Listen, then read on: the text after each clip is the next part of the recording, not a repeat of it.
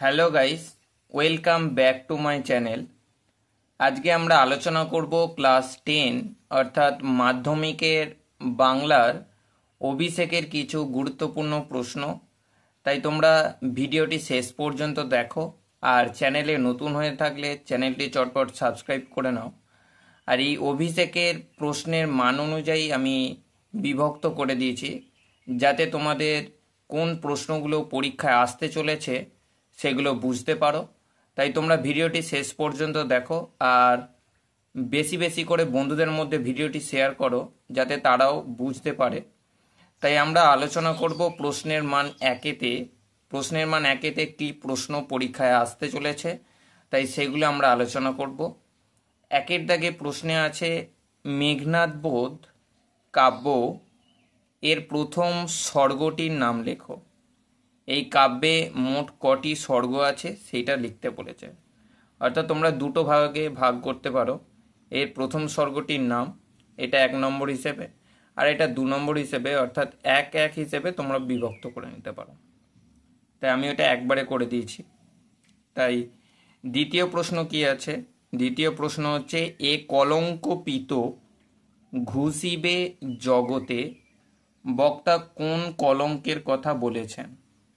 এটা তোমরা star marks দিয়ে রাখো। তারপরে আমরা চলে আসছি পরের প্রশ্নে, অর্থাৎ 3-এর দাগে। 3-এর দাগের বলেছে, বিদায় এবে দেহ বিধুমুখী। উদ্ধৃতাংশে বিধুমুখী কে? এটাও তোমরা স্টার মার্কস দিয়ে রাখো। যেগুলো আমি স্টার মার্কস দিচ্ছি সেগুলো তোমাদের এইবারের পরীক্ষায় অবশ্যই পড়বে, তাই তোমরা গুরুত্ব সহকারে ভিডিওটি শেষ পর্যন্ত দেখো। এরপর আমরা চলে আসছি পরের প্রশ্নে, অর্থাৎ 4-এর দাগে। কে কবে শুনেছে পুত্র ভাসে শিলা জলে? বক্তার এমন মন্তব্যের কারণ কি সেইটা লিখতে বলেছে। যে তার মন্তব্য কি ধারণায় পৌঁছেছে সেইটা তোমরা লিখবে।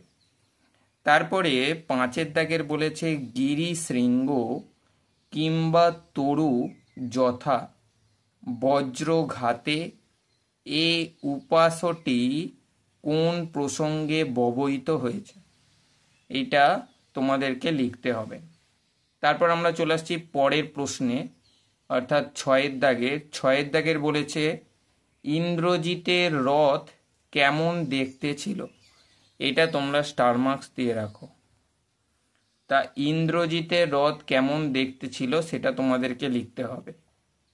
তা প্রশ্নের মান অনুযায়ী একেতে তোমরা এই 3টে স্টার মার্কস, অর্থাৎ 2-এর দাগের, 3-এর দাগের আর একেবারে 6-এর দাগের, এই 3টে প্রশ্ন অবশ্যই গুরুত্বপূর্ণ, তোমাদেরকে করতেই হবে।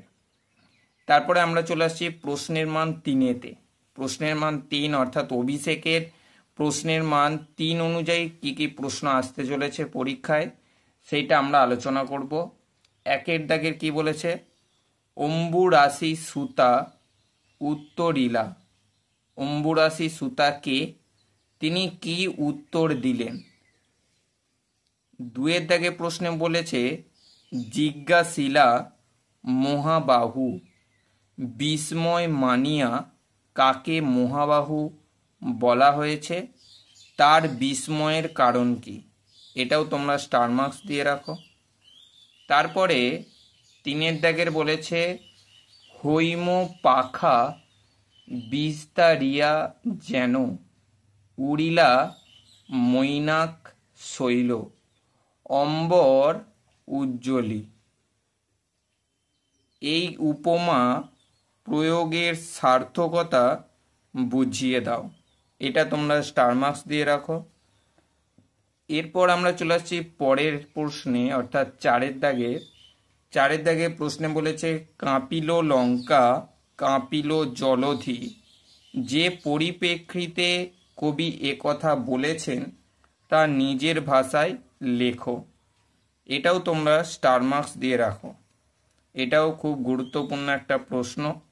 তারপর আমরা চলে আসছি পরের প্রশ্নে অর্থাৎ 5-এর দাগে প্রশ্নে বলেছে, হাসিবে মেঘবাহন মেঘবাহন কে, সে হাসবে কেন, সেটা তোমাদেরকে এই 3 নম্বর হিসেবে অর্থাৎ প্রশ্নের মান 3 অনুযায়ী তোমাদেরকে উত্তরটা লিখতে হবে।